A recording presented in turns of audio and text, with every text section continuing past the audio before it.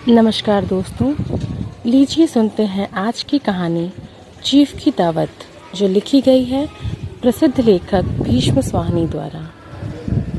इस कहानी को सुनने से पहले इस कहानी के बारे में मैं आपको 2 लाइन्स बताना चाहूँगी कि चीफ की दावत कहानी जो है एक दावत की घटना पर आधारित कहानी है, जिसके माध्यम से नगरों में रह रहे मध्यम वर्गीय परिवारों में तेजी से उन्नति करने की लालसा, अवसरवादिता, स्वार्थ पूर्ति के लिए पारिवारिक संबंधों की आत्मीयता को ताक पर रखने की प्रवृत्तियां उजागर हुई हैं।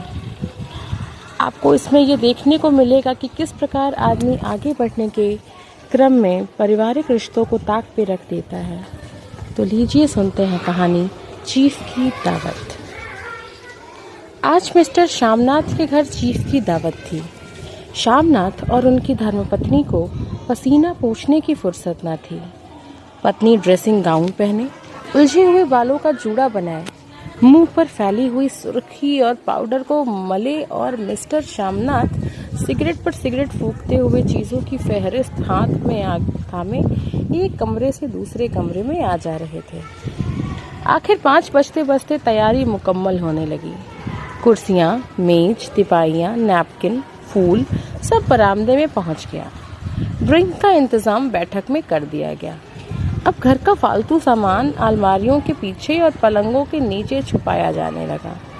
तभी श्यामनाथ के सामने सहसा एक अड़चन खड़ी हो गई। माँ का क्या होगा?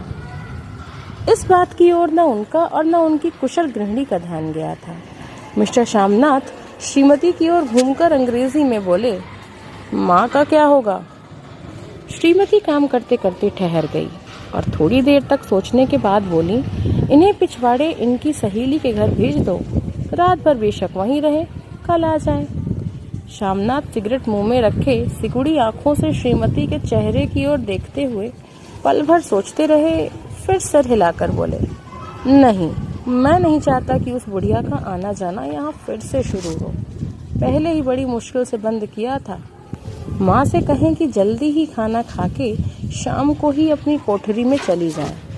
मेहमान कहीं 8 बजे आएंगे, इससे पहले ही आप अपने काम से निपट लें। सुझाव ठीक था, दोनों को पसंद आया। मगर फिर सहसा श्रीमती बोल उठी। जो वह सो गई और नींद में खर्राटे लेने लगी तो साथ ही तो बरामदा है जहाँ लोग खाना खाएंगे, तो इन्हें कह देंगे कि अंदर से दरवाज़ा बंद कर लें, मैं बाहर से ताला लगा दूंगा। या माँ को कह देता हूँ कि अंदर जाकर सोएं, नहीं बैठी रहें, और क्या। और जो सो गई तो डिनर का क्या मालूम कब तक चले, 11 बजे तक तो तुम ड्रिंक ही करते रहते हो। श्यामनाथ कुछ खींच उठे, हाथ झटकते हुए बोले, अच्छी भली या भाई के पास जा रही थी, तुमने यूं ही खुद अच्छा बनने के लिए बीच में टांग अड़ा दी। वाह, तुम माँ और बेटे की बातों में मैं क्यों बुरी बनूं, तुम जानो और वह जाने। मिस्टर श्यामनाथ चुप रहे। यह मौका बहस का न था, समस्या का हल ढूंढने का था। उन्होंने घूमकर माँ की कोठरी की ओर देखा। कोठरी का दरवाज़ा बरामदे में खुलता था। बरामदे की ओर देखते हुए झट से बोले, मैंने सोच लिया है, और उन्हीं कदमों से माँ की कोठरी के बाहर जा खड़े हुए। माँ दीवार के साथ एक चौकी पर बैठी दुपट्टे में मुंह सिर लपेटे माला जप रही थी। सुबह से तैयारी होते देख माँ का भी दिल धड़क रहा था। बेटे के दफ्तर का बड़ा साहब घर पर आ रहा है, सारा काम सुबीते से चल जाए। माँ, आज तुम खाना जल्दी खा लेना, मेहमान लोग 7:30 बजे आ जाएंगे। माँ ने धीरे से मुंह पर से दुपट्टा हटाया और बेटे को देखते हुए कहा, आज मुझे खाना नहीं खाना है बेटा, तुम तो जानते हो मांस मछली बने तो मैं कुछ नहीं खाती। जैसे भी हो अपने काम से जल्दी निपट लेना। अच्छा बेटा।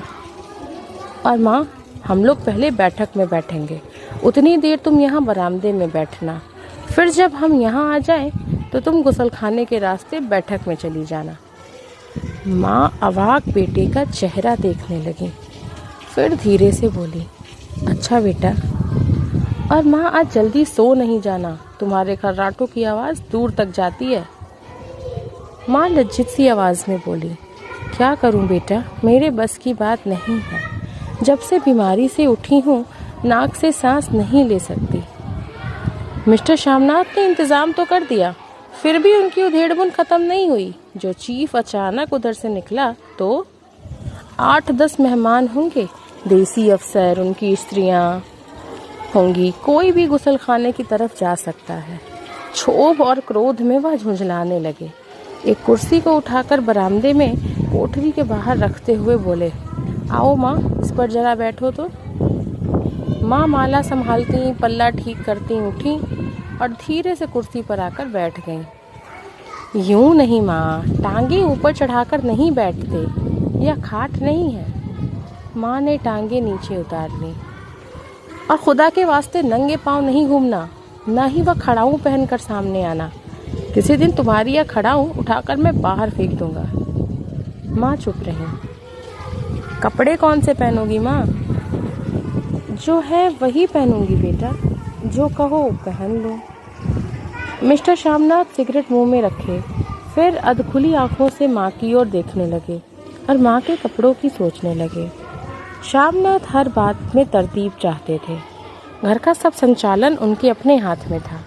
खूंटियाँ कमरों में कहाँ लगाई जाएं, बिस्तर कहाँ पर बिछे, किस रंग के पर्दे लगाए जाएं, श्रीमती कौन सी साड़ी पहने, मेज किस साइज की हो। श्यामनाथ को चिंता थी कि अगर चीफ का साक्षात माँ से हो गया तो कहीं लज्जित नहीं होना पड़े। माँ को सिर से पांव तक देखते हुए बोले, तुम सफ़ेद कमीज और सफ़ेद सलवार पहन लो माँ, पहन के आओ तो ज़रा देखो। माँ धीरे से उठी और अपने कोठरी में कपड़े पहनने चली गई। यह माँ का झमेला ही रहेगा, उन्होंने फिर अंग्रेजी में अपनी स्त्री से कहा। कोई ढंग की बात हो तो कोई कहे, अगर कहीं कोई उल्टी सीधी बात हो गई, चीफ को बुरा लगा तो सारा मज़ा जाता रहेगा। माँ सफ़ेद कमीज़ और सफ़ेद सलवार पहनकर बाहर निकली। छोटा सा कद, सफ़ेद कपड़ों में लिपटा, छोटा सा सूखा हुआ शरीर, धुंधली आँखें, केवल सिर के आधे झड़े हुए बाल पल्ले की ओट में छिप पाए थे। पहले से कुछ ही कम कुरूप नजर आ रही थी। चलो ठीक है, कोई चूड़ियाँ वूड़ियाँ हो तो वह भी पहन लो, कोई हर्ज नहीं। चूड़ियाँ कहाँ से लाऊं बेटा, तुम तो जानते हो सब जेवर तुम्हारी पढ़ाई में बिक गए। यह वाक्य श्यामनाथ को तीर की तरह लगा। तिनक कर बोले, यह कौन सा राग छेड़ दिया माँ, सीधा कह दो नहीं है जेवर, बस। इससे पढ़ाई वढ़ाई का क्या ताल्लुक है? जो जेवर बिका तो कुछ बनकर ही आया हूँ, मेरा लंडूरा तो नहीं लौट आया। जितना दिया था उससे दुगुना ले लेना। मेरी जीभ जल जाए बेटा, तुमसे जेवर लूंगी? मेरे मुंह से यूं ही निकल गया, जो होते तो लाख बार पहनती। 5:30 बज चुके थे। अभी मिस्टर श्यामनाथ को खुद भी नहा धोकर तैयार होना था। श्रीमती कब की अपने कमरे की ओर जा चुकी थी। श्यामनाथ जाते हुए एक बार फिर माँ को हिदायत करते गए, माँ रोज की तरह गुमसुम बन के नहीं बैठी रहना। अगर साहब इधर आ निकलें और कोई बात पूछें तो ठीक तरह से बात का जवाब देना। मैं न पढ़ी न लिखी बेटा, मैं क्या बात करूँगी। तुम कह देना माँ अनपढ़ है, कुछ जानती समझती नहीं, वह नहीं पूछेगा। 7 बजते बजते माँ का दिल धक धक करने लगा। अगर चीफ सामने आ गया और उसने कुछ पूछा तो वह क्या जवाब देंगी। अंग्रेज़ों को तो दूर से ही देखकर घबरा उठती थी, यह तो अमेरिकी है, ना मालूम क्या पूछे। मैं क्या कहूँगी। माँ का जी चाहा कि चुपचाप पिछवाड़े विधवा सहेली के घर चली जाए, मगर बेटे को हुक्म को कैसे टाल सकती थी। चुपचाप कुर्सी पर से टांगे लटकाए वहीं बैठी रहे। एक कामयाब पार्टी वह है जिसमें ड्रिंक कामयाबी से चल जाए। श्यामनाथ की पार्टी सफलता के शिखर चूमने लगी। वार्तालाप उसी रॉ में बह रहा था जिस रॉ में गिलास भरे जा रहे थे। कहीं कोई रुकावट न थी, कोई अड़चन न थी। थोड़ा साहब को विस्की पसंद आई थी, मेम साहब को पर्दे पसंद आए थे, सोफ़ा कवर का डिज़ाइन पसंद आया था, कमरे की सजावट पसंद आई थी। इससे बढ़कर क्या चाहिए। साहब तो ड्रिंक के दूसरे दौर में ही चुटकुले और कहानियाँ कहने लग गए थे। दफ्तर में जितना रोब रखते थे, यहाँ पर उतने ही दोस्त परवर हो रहे थे। और उनकी स्त्री काला गाउन पहने, गले में सफ़ेद मोतियों का हार, सेंट और पाउडर की महक से ओत प्रोत कमरे में बैठी सभी देसी स्त्रियों की आराधना का केंद्र बनी हुई थी। बात बात पर हंसती, बात बात पर सिर हिलाती और श्यामनाथ की स्त्री से तो ऐसे बातें कर रही थी जैसे उनकी पुरानी सहेली हो। और इसी रो में पीते पिलाते 10:30 बज गए। वक्त गुजरते पता ही नहीं चला। आखिर सब लोग अपने अपने गिलासों में से आखिरी घूंट पीकर खाना खाने के लिए उठे और बैठक से बाहर निकले। आगे आगे शामनाथ रास्ता दिखाते हुए, पीछे चीफ और दूसरे मेहमान। बरामदे में पहुंचते ही शामनाथ सहसा ठिठक गए। जो दृश्य उन्होंने देखा उससे उनकी टांगें लड़खड़ा गईं और क्षण भर में सारा नशा हिरन होने लगा। बरामदे में इन कोठरी के बाहर माँ अपनी कुर्सी पर ज्यों की त्यों बैठी हुई थी, मगर दोनों पाँव कुर्सी की सीट पर रखे हुए और सिर दाएं से बाएं की और बाएं से दाएं झूल रहा था और मुंह से लगातार गहरे खर्राटों की आवाजें आ रही थीं। जब सिर कुछ देर के लिए टेढ़ा होकर एक तरफ को थम जाता तो खर्राटे और भी गहरे हो जाते और फिर झटके से नींद टूटती तो सिर फिर दाएं से बाएं झूलने लगता। पल्ला सिर पर से खिसक आया था और माँ के झरे हुए बाल आधे गंजे सिर पर अस्त व्यस्त बिखर रहे थे। देखते ही शामनाथ क्रुद्ध हो उठे। जी चाहा कि माँ को धक्का देकर उठा दें और उन्हें कोठरी में ढकेल दें, मगर ऐसा करना संभव न था। चीफ और बाकी मेहमान पास खड़े थे। माँ को देखते ही देसी अफसरों की कुछ स्त्रियां हंस दी कि इतने में चीफ ने धीरे से कहा, पुअर डियर। माँ हड़बड़ा के उठ बैठी। सामने खड़े इतने लोगों को देखकर ऐसी घबराई कि कुछ कहते न बना। झट से पल्ला सिर पर रखती हुई खड़ी हो गई और जमीन को देखने लगी। उनके पांव लड़खड़ाने लगे और हाथों की उंगलियां थर-थर कांपने लगे। माँ, तुम जाके सो जाओ। तुम क्यों इतनी देर तक जाग रही थी? और खिसियाई हुई नजरों से शामनाथ चीफ के मुंह की ओर देखने लगे। चीफ के चेहरे पर मुस्कुराहट थी। वह वहीं खड़े खड़े बोले, नमस्ते। माँ ने झिझकते हुए अपने में सिमटते हुए दोनों हाथ जोड़े, मगर एक हाथ दुपट्टे के अंदर माला को पकड़े हुए था, दूसरा बाहर। ठीक तरह से नमस्ते भी ना कर पाए। शामनाथ इस पर भी खिन्न हो उठे। इतने में चीफ ने अपना दायां हाथ मिलाने के लिए माँ के आगे किया। माँ और भी घबरा उठी। माँ, हाथ मिलाओ। पर हाथ कैसे मिलाती? दाएं हाथ में तो माला थी। घबराहट में माँ ने बायां हाथ ही साहब के दाएं हाथ में रख दिया। शामनाथ दिल ही दिल में जल उठे। देसी अफसरों की स्त्रियां खिलखिला कर हंस पड़ी। यूं नहीं माँ, तुम तो जानती हो दायां हाथ मिलाया जाता है, दायां हाथ मिलाओ। मगर तब तक चीफ माँ का बायां हाथ ही बार बार हिलाकर कह रहे थे, हाउ डू यू डू? कहो माँ, मैं ठीक हूँ, खैरियत से हूँ। माँ कुछ बड़बड़ाई। माँ कहती हैं, मैं ठीक हूँ। कहो माँ, हाउ डू यू डू? माँ धीरे से सकुचाते हुए बोली, हाउ डू डू। एक बार फिर कहा उठा। वातावरण हल्का होने लगा। साहब ने स्थिति संभाल ली थी। लोग हंसने चहकने लगे थे। शामनाथ के मन का क्षोभ भी कुछ कुछ कम होने लगा था। साहब अपने हाथ में माँ का हाथ अब भी पकड़े हुए थे और माँ सिकुड़ी जा रही थी। साहब के मुंह से शराब की बू आ रही थी। शामनाथ अंग्रेजी में बोले, मेरी माँ गांव की रहने वाली हैं, उम्र भर गांव में ही रही हैं, इसलिए आपसे लजाती हैं। साहब इस पर खुश नजर आए। बोले, सच? मुझे गांव के लोग बहुत पसंद हैं। तब तो तुम्हारी माँ गांव के गीत और नाच भी जानती होंगी। चीफ खुशी से सिर हिलाते हुए माँ को टकटकी बांधे देखने लगे।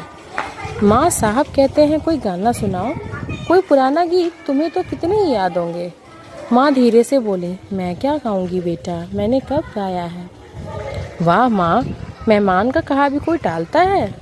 साहब ने इतना रीझ से कहा है, नहीं गाओगी तो साहब बुरा मानेंगे। मैं क्या गाऊं बेटा, मुझे क्या आता है। वाह, कोई बढ़िया टप्पे सुना दो, 2 पत्थर अनारा दे। देसी अफसर और उनकी स्त्रियों ने इस सुझाव पर तालियां पीटी। माँ कभी दीन दृष्टि से बेटे के चेहरे की ओर देखती, कभी पास खड़ी बहू के चेहरे को। इतने में बेटे ने गंभीर आदेश भरे लिहाज में कहा, माँ। इसके बाद हाँ या ना का सवाल ही नहीं उठता था। माँ बैठ गई और क्षीण, दुर्बल, लरसती आवाज में एक पुराना विवाह का गीत गाने लगी। हरियाणी माए, हरियाणी भैणी, हरियाते भागी भरिया है। देसी स्त्रियां खिलखिला के हंस उठीं। 3 पत्तियां गा के माँ चुप हो गईं। बरामदा तालियों से गूंज उठा। साहब तालियां पीटना बंद ही नहीं करते थे। शामनाथ की खीज प्रसन्नता और गर्व में बदल उठी थी। माँ ने पार्टी में नया रंग भर दिया था। तालियां थमने पर साहब बोले, पंजाब के गांवों की दस्तकारी क्या है? शामनाथ खुशी में झूम रहे थे। बोले, ओह बहुत कुछ साहब, मैं आपको एक सेट उन चीज़ों का भेंट करूंगा। आप उन्हें देखकर खुश होंगे। मगर साहब ने सिर हिलाकर अंग्रेजी में फिर पूछा, नहीं, मैं दुकानों की चीज़ें नहीं मांगता। पंजाबियों के घरों में क्या बनता है? औरतें खुद क्या बनाती हैं? शामनाथ कुछ सोचते हुए बोले, लड़कियां गुड़ियां बनाती हैं और फुलकारियां बनाती हैं। फुलकारी क्या?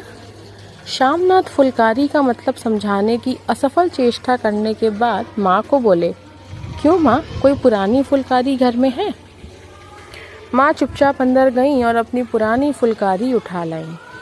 साहब बड़ी रुचि से फुलकारी देखने लगे। पुरानी फुलकारी थी, जगह जगह से उसके तागे टूट रहे थे और कपड़ा फटने लगा था। साहब की रुचि को देखकर शामनाथ बोले, यह फटी हुई है साहब, मैं आपको नई बनवा दूंगा। माँ बना देंगी। क्यों माँ, साहब को फुलकारी बहुत पसंद है, इन्हें किसी ऐसी ही एक फुलकारी बना दोगी ना? माँ चुप रही, फिर डरते डरते धीरे से बोली, अब मेरी नज़र कहाँ है बेटा, बूढ़ी आंखें क्या देखेंगी? मगर माँ का वाक्य बीच में ही तोड़ते हुए शामनाथ साहब को बोले, वह ज़रूर बना देंगी, आप उसे देखकर खुश होंगे। साहब ने सिर हिलाया, धन्यवाद किया और हल्के हल्के झूमते हुए खाने की मेज की ओर बढ़ गए। बाकी मेहमान भी उनके पीछे पीछे हो लिए।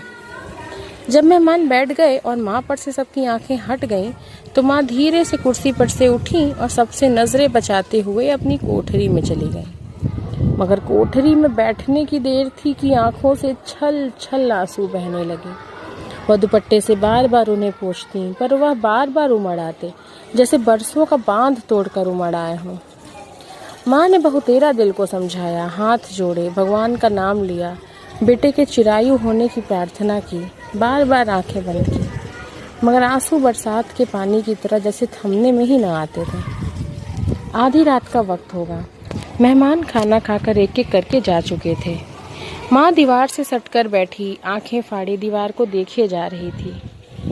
घर के वातावरण में तनाव ढीला पड़ चुका था। मोहल्ले की निस्तब्धता शामनाथ के घर में छा चुकी थी। केवल रसोई में प्लेटों के खनकने की आवाज़ आ रही थी। तभी सहसा माँ की कोठरी का दरवाज़ा जोर से खटकने लगा। माँ, दरवाज़ा खोलो।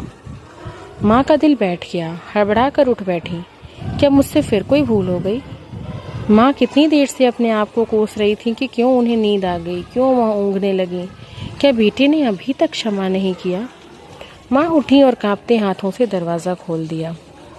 दरवाज़ा खुलते ही शामनाथ झूमते हुए आगे बढ़ाए और माँ को आलिंगन में भर लिया। ओ अम्मी, तुमने तो आज रंग ला दिया। साहब तुमसे इतना खुश हुआ कि क्या कहूँ। ओ अम्मी, अम्मी। माँ की छोटी सी काया सिमटकर बेटे के आलिंगन में छुप गई। माँ की आंखों में फिर आंसू आ गए। उन्हें पोंछती हुई धीरे से बोली, बेटा तुम मुझे हरिद्वार भेज दो। बेटा, मैं कब से कह रही हूँ। शामनाथ का झूमना सहसा बंद हो गया और उनकी पेशानी पर फिर तनाव के बल पड़ने लगे। उनकी बाहें माँ के शरीर पर से हट गईं। क्या कहा माँ? यह कौन सा राग तुमने फिर छेड़ दिया? शामनाथ का क्रोध बढ़ने लगा था। बोलते गए, तुम मुझे बदनाम करना चाहती हो ताकि दुनिया कहे कि बेटा माँ को अपने पास नहीं रख सकता। नहीं बेटा, अब तुम अपनी बहू के साथ जैसा मन चाहे रहो। मैंने अपना खा पहन लिया, अब यहाँ क्या करूँगी? जो थोड़े दिन जिंदगानी के बाकी हैं, भगवान का नाम लूँगी। तुम मुझे हरिद्वार भेज दो। तुम चली जाओगी तो फुलकारी कौन बनाएगा? साहब से तुम्हारे सामने ही फुलकारी देने का इकरार किया है। मेरी आंखें अब नहीं हैं बेटा, जो फुलकारी बना सको तुम कहीं और से बनवा लो, बनी बनाई ले लो। माँ, तुम मुझे धोखा देके यूं चली जाओगी, मेरा बनता काम बिगाड़ोगी। जानती नहीं साहब खुश होगा तो मुझे तरक्की मिलेगी। माँ चुप हो गई, फिर बेटे के मुंह की ओर देखती हुई बोली, क्या तेरी तरक्की होगी? क्या साहब तेरी तरक्की कर देगा? क्या उसने कुछ कहा है? कहा नहीं, मगर देखती नहीं कितना खुश गया है। कहता था जब तेरी माँ फुलकारी बनाना शुरू करेंगी तो मैं देखने आऊँगा कि कैसे बनाती हैं। जो साहब खुश हो गया तो मुझे इससे बड़ी नौकरी भी मिल सकती है, मैं बड़ा अफसर बन सकता हूँ। माँ के चेहरे का रंग बदलने लगा। धीरे धीरे झुर्रियों भरा मुंह खिलने लगा आंखों में हल्की हल्की चमक आने लगी। तो तेरी तरक्की होगी बेटा, तरक्की यूं ही हो जाएगी। साहब को खुश रखूंगा तो कुछ करेगा, वरना उसकी खिदमत करने वाले और थोड़े हैं। तो मैं बना दूंगी बेटा, जैसे बन पड़ेगा बना दूंगी। और माँ दिल ही दिल में फिर बेटे के उज्जवल भविष्य की कामनाएं करने लगी। और मिस्टर श्यामनाथ, अब सो जाओ माँ, कहते हुए तनिक लड़खड़ाते हुए अपने कमरे की ओर घूम गए। तो ये थी कहानी चीफ की दावत। उम्मीद है आपको कहानी अच्छी लगी होगी। ऐसी ही और कहानियाँ सुनने के लिए मेरे चैनल को सब्सक्राइब करें, लाइक करें और शेयर करें। बहुत बहुत धन्यवाद।